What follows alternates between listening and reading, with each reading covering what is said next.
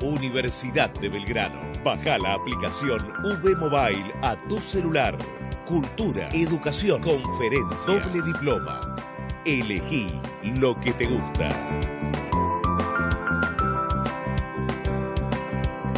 Formamos ciudadanos del mundo.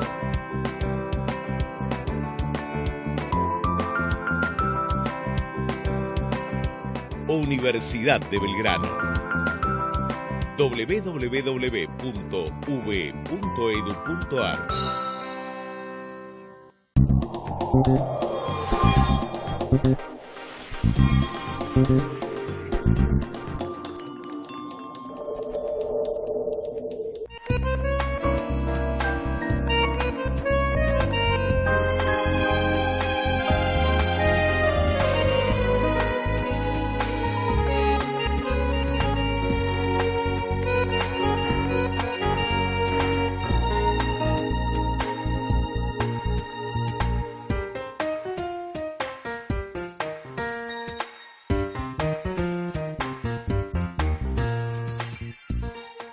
¿Cómo les va? Hay 2 o 3 acontecimientos en el mundo, entre los cuales incluimos a nuestro país, que evidentemente nos ponen muy tensos, nos crean situaciones complejas a nivel espiritual y a nivel intelectual. El primero es la reunión del Papa con los cardenales responsables de la Grey de todos los países del mundo convocados por él en Roma. El tema no es menor, por supuesto, y es una de las cosas más delicadas que ha ocurrido en el gobierno de Jorge Bergoglio, el Papa Francisco, en estos años que lleva en Roma. Sin ninguna duda, ha asumido ese tema, cuestiones internacionales y actitudes que no pasan solo por la política de cada país, pasan por lo más delicado de las personas, sus creencias, sus convicciones. Oremos para que el Papa Francisco pueda encaminar esta reunión y especialmente las directivas que él va a dar, no sé si en este momento, pero seguramente de aquí en adelante. Confiemos en la sabiduría de los que están reunidos, tengamos fe en ellos, tengamos confianza. El hecho de caer una vez o varias no significa de que uno no pueda recuperarse, ni las personas ni los pueblos. El otro tema de la humanidad está en Venezuela. En estas horas, en estos días, la crueldad atraviesa la población de este noble país.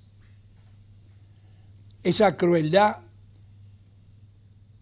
está referida a la salud de la población, a los alimentos, a las muertes, a las peleas, a los disgustos de millones de hermanos de Venezuela. Iremos recibiendo información y habrá que procesarla con cuidado. También invoquemos a Dios que esto no repercuta mucho más ni traiga más desgracias de las que han acontecido hasta ahora.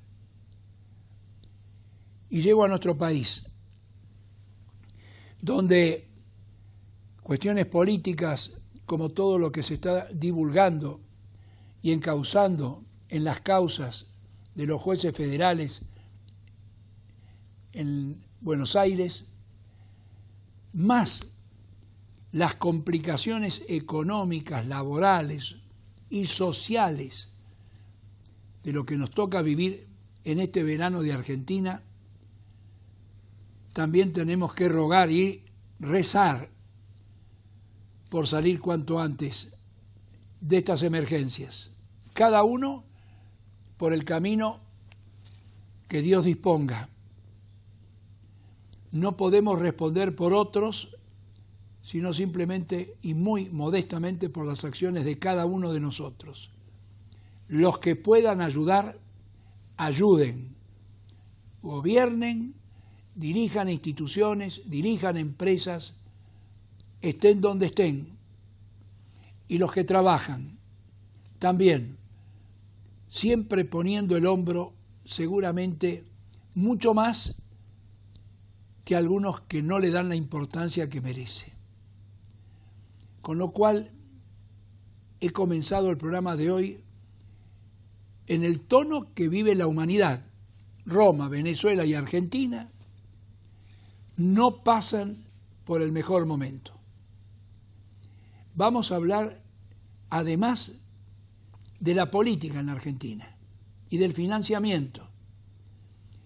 Y ya que ustedes han estado atentos todos estos días a lo que está ocurriendo con la educación y eventualmente los tropiezos que puede haber para comenzar el año lectivo, también van a escuchar reflexiones de responsables que conocen muy bien el tema y lo hacen desde una posición de prescindencia.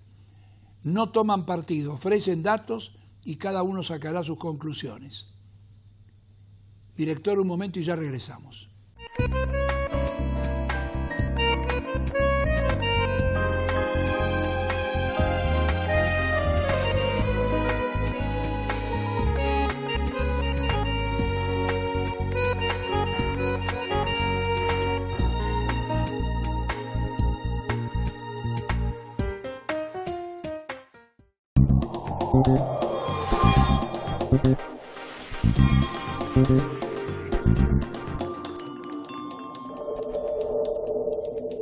Universidad de Belgrano.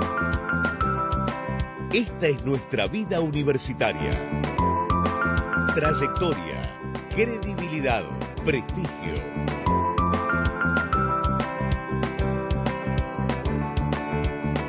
Ciudadano del mundo.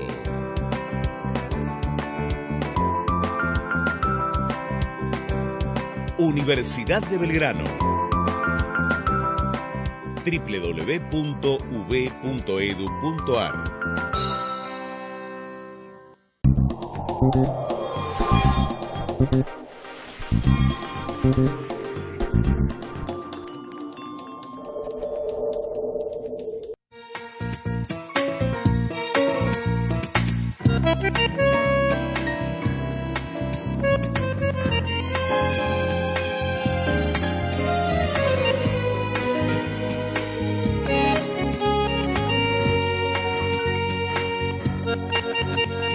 Más, el presidente de la Nación tiene que inaugurar la etapa legislativa del año 2019, año politizado al máximo, con elecciones sobre el mes de octubre, y naturalmente el Poder Ejecutivo, si no lo envió antes, uno de los proyectos que seguramente va a depositar el presidente en el Congreso es todo lo referido al financiamiento de la política. ¿Pero qué política? De las campañas electorales. Bueno, yo a lo mejor cometí un error, no sé si es de todo el tema de la política o de la campaña electoral, porque ustedes van a ver que dentro de un rato hay quienes están pidiendo que para corregir el problema del financiamiento de las campañas hay que poner en orden a los partidos políticos. Entonces, ¿qué es esto? ¿Financiamiento solamente de campañas o incluye partidos políticos también? ¿O van juntos o es la misma cosa? Hace años y años que se habla de esto y no se encausa. Y después de cada elección comienzan las denuncias. Por un lado, lo que se gastó, que nadie sabe de dónde sale, porque si sale de algún lado seguramente compromete a gente. Miren lo que se está investigando en este momento de aportes que habrían dado las empresas a las últimas campañas políticas del gobierno anterior. E incluso este mismo gobierno tiene alguna denuncia en la provincia de Buenos Aires y ahí está. Entonces, este tema sobrevuela. Y la sociedad, cada uno de nosotros, tenemos derecho no solamente a saber, y si no sabemos, no nos queda más que sospechar. Y es inmerecido esto, porque seguramente que en el lugar más recóndito de la República donde nos están viendo, debe haber gente que lo único que tienen son 4 monedas para ser útil a la sociedad, porque ama y quiere ser útil en la vida, a la sociedad, no en su negocio, no en su profesión, sino a la sociedad. Eso es la política. Porque todo el punto de partida es, ¿la política es solamente para hacer negocios? ¿La política es solamente para tener poder? ¿O en el corazón de algunos de los que hacen política y luego acceden a cargos hay algo más? El algo más es querer entregar parte de su vida hacia otros. Bueno, vamos a hablar con Carolina Chintián, que es directora de instituciones políticas de CIPEC. Ahora voy a hablar un minuto de CIPEC, o va a hablar ella, que sabe más que yo. Vamos a analizar el tema. Y vamos a comenzar diciendo que hace pocos días el Poder Ciudadano, que también es una fundación internacional que tiene en la Argentina su sede de transparencia, CIPEC, y la Red de Acción Política, una organización creada hace unos años muy seria, muy respetable, en avisos que salieron en los diarios estaban diciendo: hay que resolver este tema del financiamiento. Si no, ¿para qué vamos a seguir hablando después de la corrupción, de los desvíos de fondos, de la falta de participación de la sociedad? Si no corregimos inicialmente esto, todo lo demás se derrumba. Pero lo que más se derrumba es la credibilidad, que no tiene precio. Y reponerla a la credibilidad va a llevar años, como la economía en la Argentina. Muchas gracias, Carolina. Gracias a usted. 2 palabritas. ¿Qué es CIPEC? Yo trato cada vez que viene alguien de CIPEC que insista en explicar 2 palabritas qué es esta entidad reconocida como uno de los centros intelectuales de Argentina de primer nivel, junto con otras instituciones que después las podemos citar también. Adelante. Gracias por invitarme. CIPEC es una organización de la sociedad civil, es una organización apartidaria cuya misión es básicamente sobre la base de la evidencia, sobre la base de la investigación y sobre la base del conocimiento, generar propuestas para mejorar diferentes aspectos de la vida de los argentinos. En particular, por ejemplo, para dar un ejemplo claro, nuestro programa, el programa de instituciones políticas, estudia, analiza todas aquellas instituciones democráticas y de representación para proponer cambios y mejoras en instituciones que redunden en un bienestar general. Por ejemplo, el tema que nos trata hoy, que es el financiamiento de la política.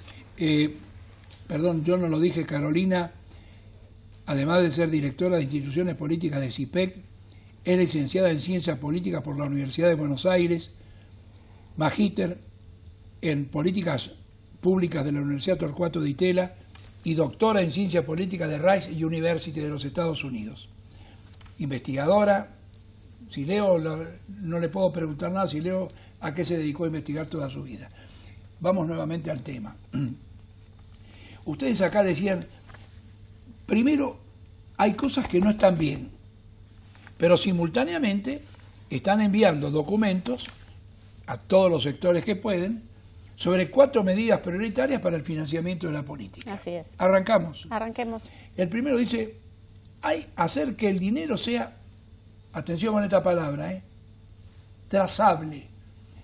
Es una expresión técnica, pero es conveniente que lo sepa toda la población. ¿Qué es el dinero trazable? Bueno, hoy por hoy el marco legal regulatorio que regula el financiamiento de la política, y cuando hablamos del financiamiento de la política merece esta aclaración, que comprende el financiamiento de campañas electorales, pero también de los partidos políticos. Acá vamos. El marco regulatorio actual permite la posibilidad de que los aportantes privados ahora si queremos nos metemos en eso, que para el caso de las campañas electorales es solamente para individuos y para el caso de los partidos políticos comprende individuos y personas jurídicas, empresas, por ejemplo, se ha realizado en efectivo. Nosotros lo que venimos diciendo hace mucho tiempo, que una medida prioritaria y de base para mejorar el financiamiento de la política, que hoy por hoy nosotros llamamos que tiene una característica de opacidad, es oscura. Que es oscura, no es transparente. Nunca sabemos bien de dónde viene. No conocemos de dónde viene ni hacia dónde va. Y esto sucede porque mucho de ese dinero circula en efectivo. Para darte un ejemplo, en la campaña electoral de 2017, aproximadamente el 80% de los gastos y del aporte declarado por los partidos políticos, por las agrupaciones políticas que participaron en esa elección, fue en efectivo. Y estamos hablando solamente de lo declarado, que a grandes rasgos nosotros calculamos que es un porcentaje menor de lo que en realidad se invierte en una campaña electoral, ¿verdad? Es lo declarado y ante la Cámara Nacional Electoral, datos oficiales. El 80% es en efectivo. Ese otro 20% es lo que nosotros denominamos trazable, que nosotros consideramos que debe ser el 100% del dinero. El dinero trazable es aquel en el que uno puede reconocer cuál es el origen, el donante y cuál es el fin de ese dinero.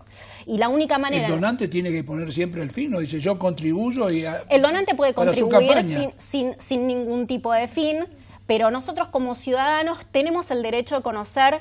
Y como donante, yo si soy un donante particular, tengo derecho a conocer en qué se usó el dinero que yo aporté. Porque no olvidemos que la contribución a campañas electorales es una forma de participación ciudadana. Digo, yo contribuyo porque considero que de esa manera estoy participando políticamente. Y de esa manera tengo también derecho a saber en qué se utilizó mi dinero. Entonces, lo que nosotros decimos es que para eso lo que importa y lo que necesitamos avanzar es que cualquier donación, cualquier aporte se haga por medios electrónicos, sea bancarizado. Carolina, estoy seguro que mucha gente tendrá una sonrisa y dirá: eso será Argentina año verde. La pregunta, hoy por hoy, ¿conocemos países donde este tema esté más o menos regulado? Yo digo más o menos porque no le vamos a pedir a ningún país un certificado de buena conducta donde diga, ah, no, nosotros nada. ¿Cuáles son los países que usted cree que tienen mejor arreglada esta situación? Bueno, el financiamiento de la política, la realidad es que es un tema en todos los países. Y cada uno de los países tiene un marco regulatorio diferente en el que podemos estar más o menos de acuerdo. Por eso juzgar cuál está mejor o cuál está peor, me parece que no me arriesgaría, digamos, a emitir un juicio sobre cuál está mejor o sobre cuál está peor. Lo que sí puedo decir, y ahí tal vez tendríamos que pasar a alguno de los otros puntos prioritarios, acá lo que es la prioridad es, independientemente de cuál es la matriz de financiamiento y cómo se realizan las cosas, es el control. El control es fundamental y sí hay países que están avanzando, países desarrollados, que están avanzando hacia, por ejemplo, que es lo que nosotros pedimos, la rendición de aportes y gastos de campaña y el control durante el proceso de la campaña electoral y no 90 días después como sucede en nuestro país. Es fundamental porque todos los demás puntos que nosotros venimos pidiendo que ahora los vamos a ver, son obsoletos si nosotros no reforzamos los controles, si no reforzamos la rendición durante la campaña para que eleve los costos de hacer las cosas desprolijas durante la campaña, y si el control no sucede también antes de que el candidato resulte electo o 90 días después o un año después, como sucede en nuestro país. Cuando le hablo de países, voy a tomar dos ejemplos, ¿no?, del continente americano. Puedo tomar acá latinoamericano, México, voy a poner como ejemplo. Mire lo que ha pasado durante años con las campañas políticas en México. Y no sé si el actual presidente estará dispuesto a mejorar lo que ha sido eso, sostenido por la droga, que es lo que más sabemos. Le pongo dos países europeos, Italia y Alemania. Mi impresión, por lo que uno conoce, es que Alemania tiene algunos elementos de seriedad, y los controles, ahora vamos a hablar de las provincias, y los controles son más locales. En cambio, Italia es Italia, y nosotros somos hijos de italianos, de españoles, y cuando decimos Italia es Italia, entendemos, y entendemos que el dinero debe provenir de cualquier cosa, y después aparecen las investigaciones que se han hecho en Italia parecidas a las que se hicieron en la Argentina. Ahora, ¿a dónde debiéramos aproximarnos con esta disposición del control casi día por día de los aportes que se reciben? ¿Cuánta gente tendría que estar actuando para hacer este control?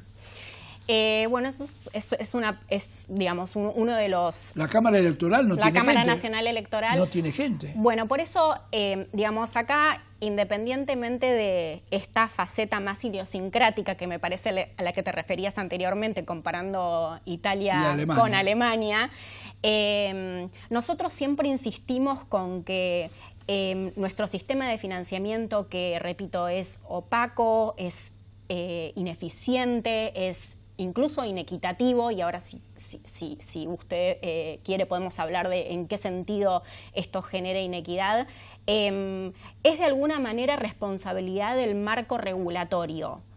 No decimos que con un marco regulatorio adecuado 100% esto se enderezaría. Digo, siempre hay una Depende de los hombres que apliquen ese marco regulatorio. Totalmente. Termina en los hombres. Pero entendemos que hoy... Hombres-mujeres, ¿no? Hombres-mujeres. Pero entendemos que un marco regulatorio más adecuado, que tenga en cuenta este tema de la trazabilidad, que actúe en el momento en el que tiene que actuar, que eleve los costos de realizar acciones inapropiadas o de utilizar fuentes no prohibidas, no permitidas para las campañas electorales, que eleve el costo del candidato, el costo social, si se quiere, del candidato que hace las cosas desprolijas, es una ayuda muy grande.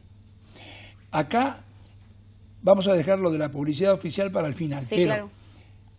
El controlar durante la campaña, lo que estamos hablando, ¿quién controla? ¿Cuánta gente? Sí. Y comprometer a las provincias, dicen ustedes. Sí, claro. Este es el dato, porque dice que las provincias se escapan. Claro. ¿Cómo es eso? Voy un segundo al control y voy a las provincias. Bueno. En relación al control y a la cantidad de gente, que eso es una pregunta que no respondí antes, sí es cierto, para controlar en tiempo real se necesitaría una inyección de recursos en la Cámara Nacional Electoral, que hoy por hoy probablemente no lo tiene para poder realizarlo. Lo que nosotros decimos es que más allá del control, la rendición en tiempo real por parte de los partidos políticos es un compromiso que necesitamos de parte de ellos, porque incluso cuando la Cámara no tiene los recursos para controlar en tiempo real, puede existir un control social. Digo, organizaciones como CIPEC, el periodismo que descubrió los aportantes en la provincia de Buenos Aires después de un año. Si las rendiciones fuesen durante la campaña y hubiese un compromiso social para revisar esas rendiciones durante la campaña, puede haber también un costo más alto de realizar las cosas desprolijas. Bien, ¿y las provincias? ¿Qué pasa con las provincias? Ahí está el tema. ¿Qué pasa con las provincias? Son los 24 distritos, ¿no? 24 distritos. Nosotros estuvimos hablando hasta ahora del marco regulatorio a nivel nacional. Este es un país federal y como país federal cada una de las provincias debería también tener su propia regulación en materia de financiamiento para las elecciones provinciales, para las elecciones a nivel subnacional. ¿Qué sucede hoy por hoy? Sucede que cuando las elecciones son simultáneas, que bueno, las provincias tienen la potestad de elegir si realizan las elecciones de manera simultánea con la nación o las despegan de la nación, como puede pasar este año con algunas provincias y otras no. Cuando las elecciones son simultáneas, los partidos provinciales aprovechan para todo lo que no pueden, los partidos nacionales, todo lo que no pueden justificar en el marco de la ley nacional, lo hacen pasar por la provincia. Entonces, las provincias terminan siendo un gran agujero, un colador, en donde todo aquello que no se puede justificar a nivel nacional se adjudica a la provincia. Pero la Cámara Nacional Electoral ahí ya no podría actuar.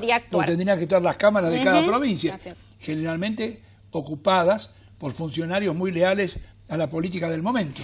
Lo que nosotros decimos es que en este marco y por todas estas razones tenemos que tratar de comprometer a las provincias de alguna manera, que si podemos reformar esta ley de financiamiento nacional, darle la posibilidad por lo menos a las provincias de adherir al régimen de financiamiento nacional en caso de que celebren sus elecciones de manera simultánea. Las adhesiones tendrían que venir de los parlamentos. Las adhesiones deberían venir de las provincias y de las legislaturas provinciales. Qué trabajo, ¿eh? Así es. Qué trabajo. Bueno, ¿Hay voluntad? el asunto es que si hay voluntad. El otro tema que ustedes tratan también es regular la publicidad oficial. Este sí que es un gran tema, porque cuando llegan los periodos de elecciones nos abruman, nos aturden con la publicidad no oficial, la no oficial y la oficial. Pero, a ver, explique usted la oficial, que generalmente empieza mucho antes del periodo en que se autoriza la publicidad. Bueno, nosotros lo que decimos es que mucho de lo que los partidos gastan durante la campaña provienen de fuentes no permitidas. Dos de las fuentes no permitidas hoy por hoy son, por un lado, las empresas que no tienen permitido aportar, o las personas jurídicas, vamos a hablar en general, personas jurídicas que no tienen permitido aportar a las campañas electorales, sí a los partidos, que son cosas diferentes. ¿Quiénes no tienen? Las personas jurídicas. Las empresas pueden aportar a los partidos políticos Pero como no organizaciones para sus desenvolvimiento institucional, sí. Pero lo que no pueden hacer las empresas es donar, aportar a las campañas electorales. Esa es la distinción. Muy bien. Y ahí está toda aquella discusión que seguramente se va a dar en el Congreso cuando se trate esta ley. Y por el otro lado está el tema de la publicidad oficial. La publicidad oficial hoy por hoy, y esto es anuncios que tiene el gobierno para hacer en relación a inauguraciones, en relación a cuestiones que tienen que ver con el bienestar de la ciudadanía y con interés de los ciudadanos, no está regulado.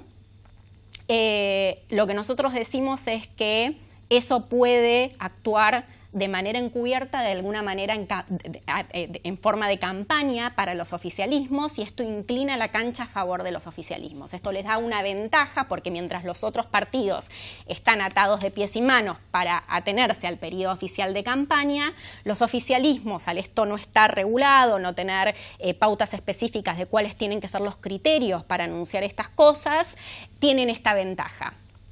Lo que nosotros decimos es que la publicidad oficial tiene que estar prohibida durante todo el periodo de campaña. Además de que debería haber alguna regulación específica para decir, bueno, el gobierno puede hacer ABC, pero no puede hacer B durante el anuncio de cuestiones. No puede aparecer la cara de un candidato, no puede aparecer la voz de un funcionario, cuestiones que le dan publicidad al oficialismo y lo ponen en una situación de ventaja en relación a la oposición. Ahora, todo esto es muy delicado, porque los hombres de gobierno, en cuanto pueden, ponen la cara en cada provincia y en cada lugar para ver cómo se van perfilando como candidatos. Entonces ustedes dicen, bueno, si el funcionario no rinde cuenta, lo culpamos porque no rinde cuenta y no explica.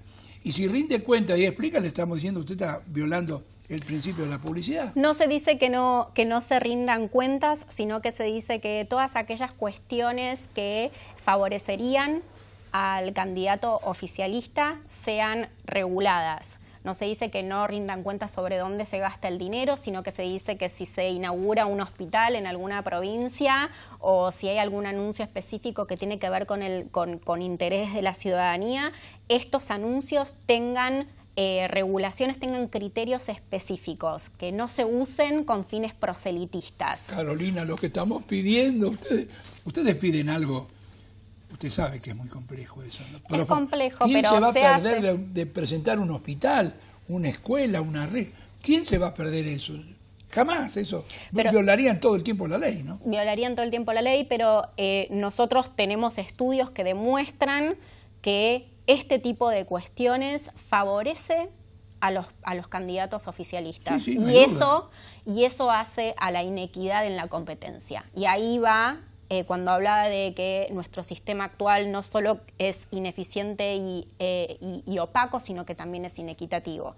Es inequitativo porque favorece a los candidatos oficialistas, por un lado, con este tipo de espacios que se les da de manera sin regular, sin criterios, y por el otro lado es inequitativo también para los ciudadanos que no conocen quiénes están por detrás de esas campañas electorales, por el tema de la circulación y la informalidad del dinero en efectivo.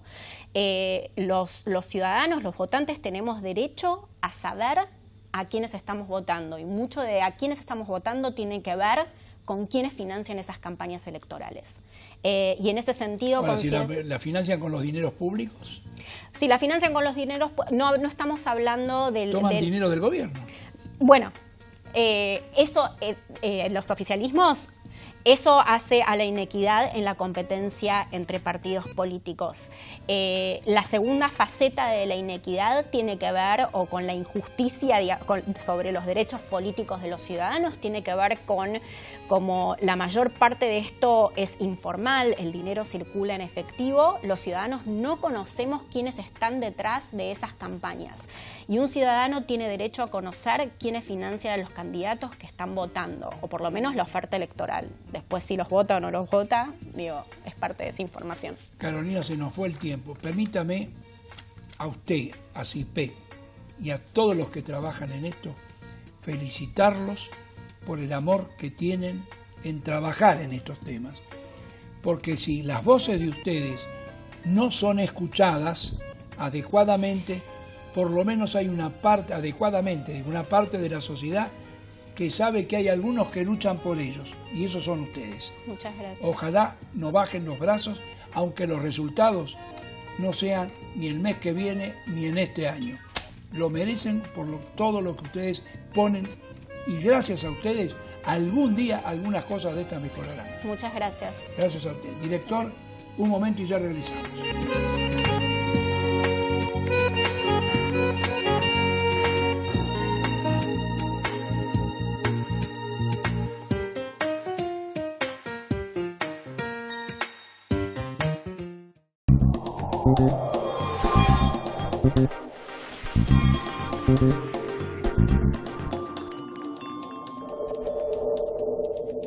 Universidad de Belgrano. Baja la aplicación V Mobile a tu celular. Cultura, educación, conferencias, doble diploma. Elegí lo que te gusta.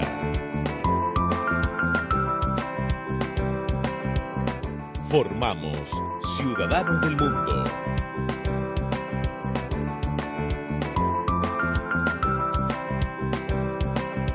Universidad de Belgrano. www.uv.edu.ar.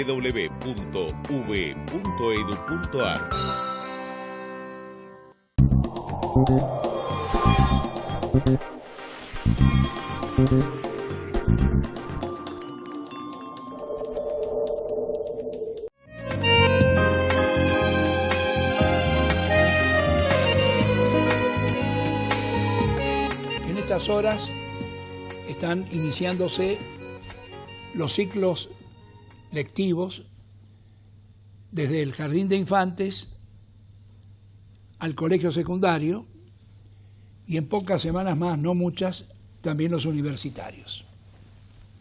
En todo el panorama educativo del país hay expectativas de toda naturaleza.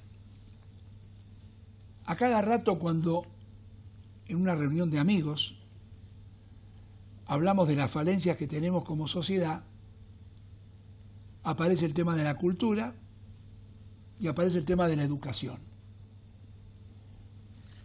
Resulta incomprensible para muchos de nosotros que años, décadas y décadas, el tema de la educación primaria, especialmente primaria, y a veces también secundaria, tenga las falencias de desarrollo en cuanto al comportamiento escolar día por día de presencia física y de calidad de la enseñanza. En consecuencia, cuando aparecen números de los que ingresan y se gradúan en la primaria y los que ingresan y egresan en la secundaria, el país tiembla y las familias, ustedes, tiemblan, porque son los que tienen el gran sufrimiento por la continuidad de los hijos, que es una esperanza que tenemos todos los padres, abuelos, como mínimo la educación. Entonces, más allá de los temas económicos, de las oportunidades, de los dramas internacionales, de todo, Argentina no logra concentrarse en el tema de la educación y hablarlo con un sentido plural, ya que se habla de las famosas políticas de Estado, que son los acuerdos entre diversos, ponerse de acuerdo entre varios y cumplir con las leyes que rigen en el país. Alito Guadañi, director del Centro de Estudios de la Educación Argentina, miembro de la Academia Nacional de Educación, dedicado a temas que no solamente son de la educación, sino temas ambientales, se ocupa mucho de esto, pero en particular con lo de la educación. Hace varios años que mensualmente produce documentos sobre la realidad argentina, y la realidad argentina proviene en parte de números, lo que Guadañi no puede con números explicarlo de la calidad, o quizá los números explican parte de la calidad, porque intervienen otras cosas que no son los números, sino que en la calidad intervienen los docentes e intervienen los directivos de un país. Muchas gracias, Guadañi. Buenas noches. Hace pocos días, Guadañi y su equipo, excelentes personas que trabajan con él, hizo la divulgación de uno de sus trabajos mensuales, donde dice aumentan los cargos docentes pero no los salarios ni los alumnos. Y los medios de comunicación dedicaron páginas enteras a contar esta pequeña gran cuestión que tenemos en la educación del país.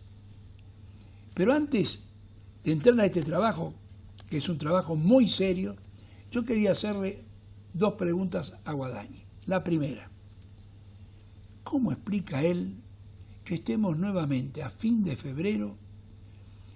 La mitad de las provincias no se sabe si van a comenzar, la otra mitad, una sí, una no, depende de los días, y el drama mayor de la provincia de Buenos Aires, que como todos los años, tiene trabado ahí un conflicto que produce el derrumbe moral de las familias y de los educadores. Él es un hombre de la política. ¿Cómo se entiende esto, Guadañi? ¿Qué pasa con esta incomprensión? Bueno, primero vamos a la realidad. La Argentina es uno de los países de América Latina que más gasta en educación pública. O sea que la famosa ley del 6%, moneda más, moneda menos, se cumplió. Nosotros gastamos en educación más que Chile, más que Colombia, más que Perú. ¿Incluye todos los niveles? ¿O los niveles primario y secundario? Lo que está en el presupuesto estatal, claro. Pero no lo universitario. También, todo. También, el todo, 6%, claro. Muy bien. Pero al mismo tiempo es un país donde los salarios docentes son bajos.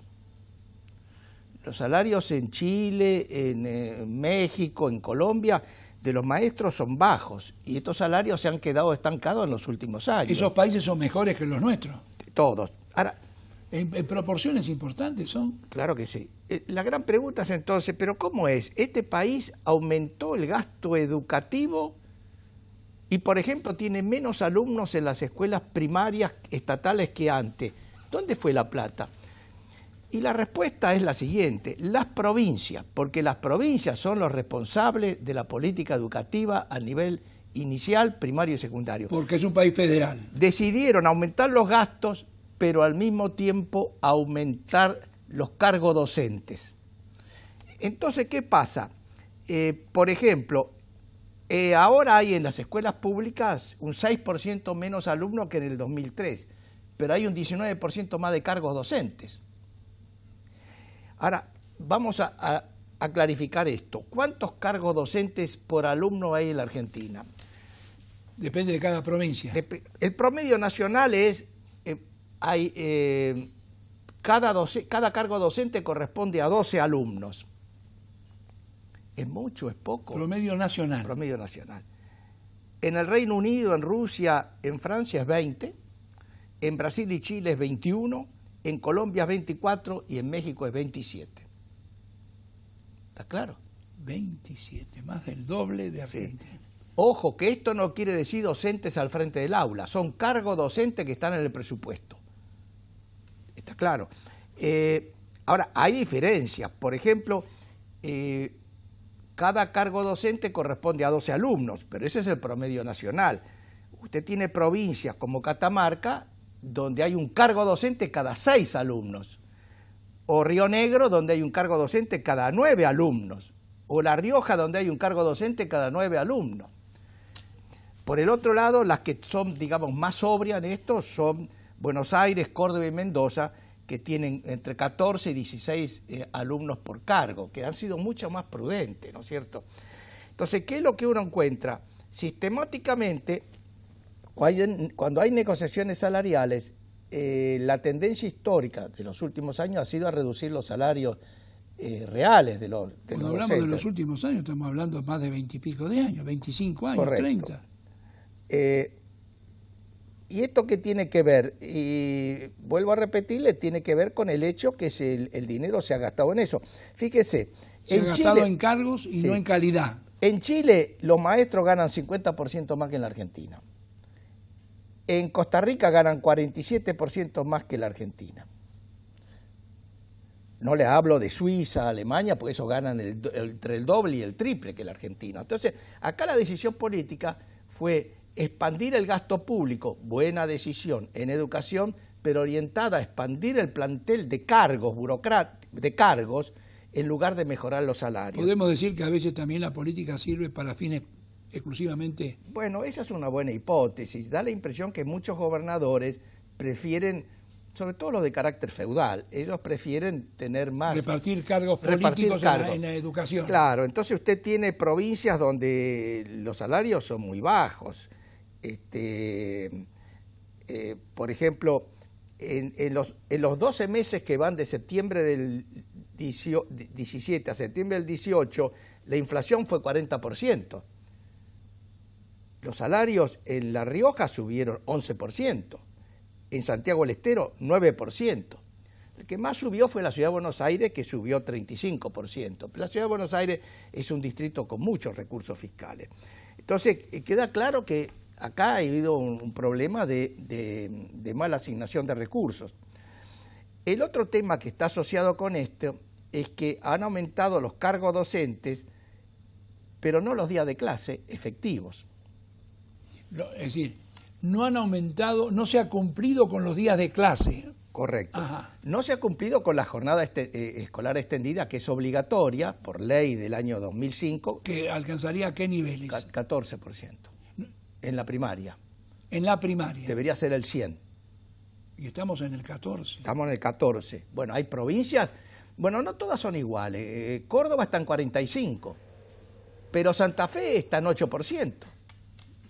Y no me diga que Santa Fe es más pobre, fiscalmente hablando, que Córdoba. O sea, acá es muy difícil opinar sobre la escuela primaria si no se presta atención a la diferencia entre las provincias.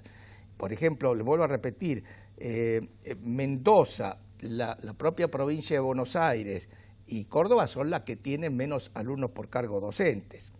Y la otra cosa que complica mucho el escenario, y que a mi juicio es una variable explicativa del bajo nivel de conocimiento de los pibes nuestros en la escuela primaria, es el calendario escolar. ¿Cuántas horas de clase por año hay en Costa Rica? 1147. ¿Cuántas hay en Chile? 1039. ¿Cuántas hay en Cuba? 1200 días por 5 horas.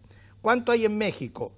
800. ¿Cuánto hay en la Argentina en serio? 670. La mitad del primero. Sí. Pero entonces, ¿de qué se nos vamos a sorprender que los chilenos en todas las pruebas de enseñanza primaria y secundaria, que se hace a través de la PISA o de Naciones Unidas, de UNESCO, estén mejor que nosotros.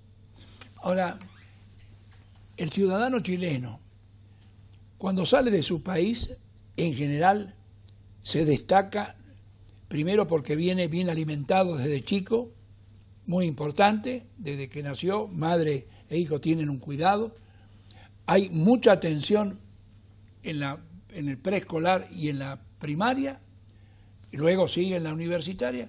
El ciclo hasta los 18 años, podemos decir que en Chile, como en Costa Rica, es un ciclo realmente de mucha calidad. Seguro, seguro.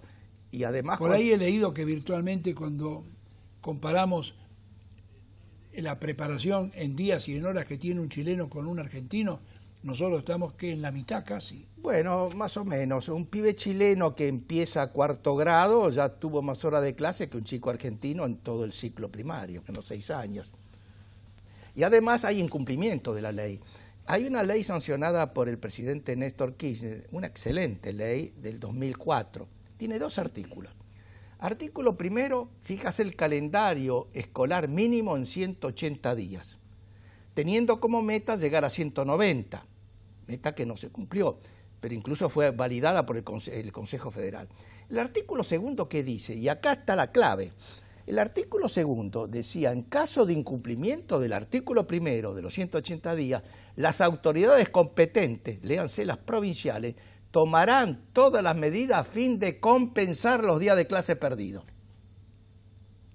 ¿Está claro? ¿Hay alguien que compensa? No. Inclusive Río Gallegos el año pasado no compensó. No compensa. Tampoco hay un reclamo social muy grande. Piense usted lo que pasó en Mendoza.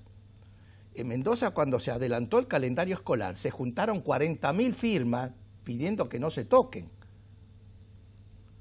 de las cuales la inmensa mayoría eran alumnos de familias de nivel socioeconómico alto que iban a escuelas privadas porque tenían previsto, ese fue el argumento de muchos de ellos, tenían previsto el viaje a Cancún o a Punta del Este o donde sea. No es una sociedad que reclame mucha educación. ¿Cómo reaccionaría la sociedad si se pretende compensar los días de clase perdidos extendiendo el calendario escolar? Ahora, a pesar de esa ley promulgada en el 2004, antes y después, nadie puede señalar que ha habido una mejora en todo el esfuerzo de cumplir con las horas, en mejorar la calidad de la enseñanza, en fin, da la impresión que estamos trabados, salvo algún distrito, no sé, Mendoza, Buenos Aires, Córdoba, que pueden tener algo mejor, donde se dice que hay mejor preparación de los maestros, etcétera, ¿no? Bueno, ¿la gente cómo reacciona ante esto? A ver. De una manera muy simple. La publicidad famosa de las escuelas. De una manera muy simple. Hay ahora 236.000 alumnos menos en las escuelas estatales, mientras que en las escuelas privadas aumentó como un 25% la matrícula entre el 2003 y 2017.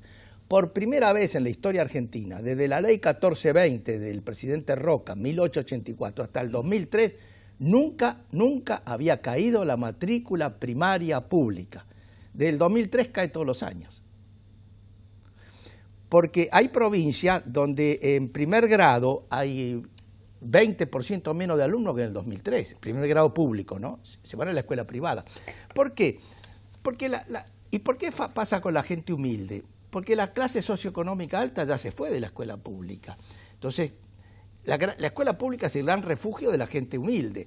Pero si, yo siempre doy un solo ejemplo, supongamos que usted vive en Quilmes y es peón de la construcción, y su mujer trabaja de trabajadora doméstica y tienen 4 hijos. Usted sale a las 5 de la mañana para ir a la obra y la mujer sale a las 6 de la mañana y tienen 4 hijos, se cierra la escuela, ¿qué hacen? Fíjese que el cierre de escuela perjudica selectivamente a los más pobres, porque las escuelas privadas cumplen el calendario. Ahora, uno escucha hablar a los dirigentes sindicales y dice, la culpa no es nuestra, la culpa está en el Estado, no hablo de este gobierno, del anterior, que no nos quiere reconocer lo que en otros países se paga mejor. ¿A dónde se va el dinero de la educación? En la cantidad de cargos.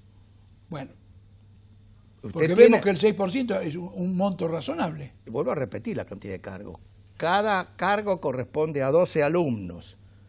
En México son 27 alumnos, en Colombia son 24, en Brasil y Chile 21. Y sin embargo, bueno, Están mejor. con lo cual el dinero que se ahorra por no nombrar tanta gente lo distribuye en mejores sueldos. Bueno, es que por eso en Costa Rica los sueldos son 70% mayores al nuestro, en Chile 60% y en los otros países también. ¿Sabemos si en Costa Rica, en Chile y en otros países que tendrán una remuneración, los maestros estarán conformes? Porque lo que yo sé de México es que hasta hace poco tiempo no estaban conformes. Bueno, en general ha habido problemas en muchos lugares, pero no hay interrupción del calendario con la frecuencia nuestra. Nosotros venimos ya prácticamente de más de 15, 20 años. En promedio se han perdido como 14 días por año. 14 días por año es mucho. Sobre un calendario corto, al cual se le añade feriados y al cual se le añade ausentismo docente, que es muy alto. El propio ausentismo, mire, en la última prueba PISA que se presentó a Argentina, el ausentismo de los alumnos, estoy hablando ya de 15 años de edad, el más alto del mundo era el argentino, sobre 65 países. El ausentismo de alumnos. Sí, sí. Bueno, eso explica después que el ciclo del secundario, entre la iniciación y la culminación, llegan al final ¿cuántos? Llegan al final 45, lo cual es verdad. 45%. Sí, lo cual es verdad y es mentira. ¿Por qué es verdad? Porque es 45. Ahora 45 en la fecha en que se cumple el plazo. Correcto. Pero después hay gente que sigue recuperando. Bueno, pero la graduación de ese año también agarra los de antes, así que eso lo cuenta. Pero ¿cuál es la diferencia? De cada 100 que ingresan a un primer grado privado, terminan la secundaria 70. Y de cada 100 que entran a un primer grado estatal, terminan la secundaria 28. Acá hay provincias argentinas donde en las escuelas privadas se gradúa el 90% de los que han ingresado a primer grado terminan la secundaria. Y en la pública, caso de Santiago del Estero, es menos del 10%. O sea, el sistema educativo argentino, más allá de los discursos, consolida la desigualdad. No es solamente un problema de calidad, es un problema de desigualdad. Consolida la desigualdad y hablemos en términos, la pobreza. Pero lógico. Es directo a la pobreza. Algo peor que la pobreza, porque la pobreza puede ser un concepto transitorio. Si hay un repunte de la economía, se crea más empleo, la gente puede salir de la pobreza. Pero usted tiene excluidos sociales, que por más que repunte la economía, no van a tener trabajo porque no tienen saben, capacidad profesional. no tienen capacidad. Y lo que es gravísimo, que todo esto ocurre no en el siglo XIX ni no en el siglo XX, sino en el siglo XXI. El siglo del conocimiento. De la revolución tecnológica. Los robots van a dejar a la gente sin trabajo. ¿Y quién se va a quedar con el trabajo? Lo que fabrican los robots. Y hay algo que más preocupa, que toda esa gente que va abandonando no se sabe dónde va y se supone que un alto número pisó la droga. Sí. Esto es lo otro. No van al colegio, van a la esquina. ¿Y qué hay en la esquina? Droga. Así es. Esto es lo que hemos escuchado los dos en alguna conferencia que nos ha dado una persona que habían hecho el estudio de por qué se producía esta deserción que llevaba a que la gente va abandonando en el secundario y termina inevitablemente en la droga. Así es, así es. Estamos hablando de quienes lo han estudiado, el tema Correcto, no es un invento, ¿no? Correcto. Y después esto se remata en el nivel secundario, donde la Argentina es prácticamente el país. Yo la comparación la hice con los grandes, la hice con Brasil, con Chile, con Colombia y con México. Ellos tienen, en proporción a la población, 60, 70% más graduados que nosotros. Chile está graduando 85.000 graduados por año, nosotros tenemos 130.000 y ellos son menos de la mitad que nosotros. Brasil gradúa más de 1 millón, casi 9 veces más que nosotros, y no es 9 veces más grande. Todo arranca en el secundario, en aquella prueba de superación que hay que dar al terminar el secundario, que será tema de otro día, que ya lo hemos tratado algunas veces. Así es. Esta es la gran batalla que hay. Acá la gran batalla. Le podemos seguir diciendo al público que todos creemos que la gran batalla es la economía. La gran batalla es esto. Le voy a decir alimentación desde que nacen. Lógico, un argumento económico. Esto está medido. El Banco Mundial lo midió. El valor económico de toda la riqueza material del mundo, la fábrica, la petroquímica, los ferrocarriles, los aviones, es la 4ª parte del valor económico de esto. Corea no tiene nada y mire dónde está. Nigeria le sobran los recursos naturales, mire dónde está. ¿Japón? Japón no tiene nada, mire dónde está. Pero tienen sistemas escolares robustos. A veces muy competitivos y peligrosos, claro, ¿no? Claro. Ojo con este tema de la duración del calendario, porque hay gente que critica este razonamiento diciendo, bueno, Finlandia tiene menos horas de clase que Argentina. Bueno, pero es una cultura y un país distinto. Pero el chico finlandés, cuando va a la casa, vive en una casa bien preparada, está conectado por internet con el maestro, acaba la villa. ¿Qué hace? Viven todos en una pieza. Está bien. Allá son muy aburridos y acá son muy divertidos. Muchas gracias, Lieto. Muy amable. Señores, una lección en 25 minutos. Piensen ustedes que el futuro de Argentina no es solamente mejorar los planes económicos. Es esto, la educación.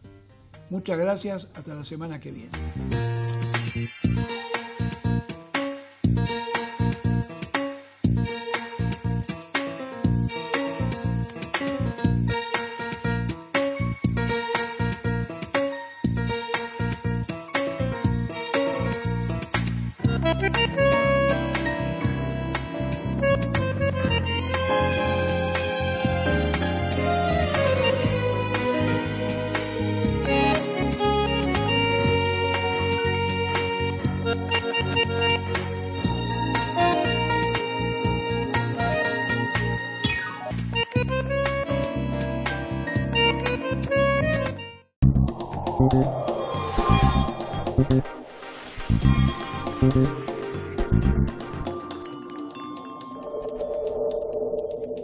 Universidad de Belgrano. Esta es nuestra vida universitaria. Trayectoria, credibilidad, prestigio.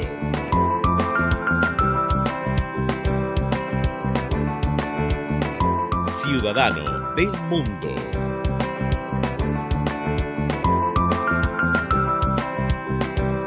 Universidad de Belgrano. www.ub.edu.ar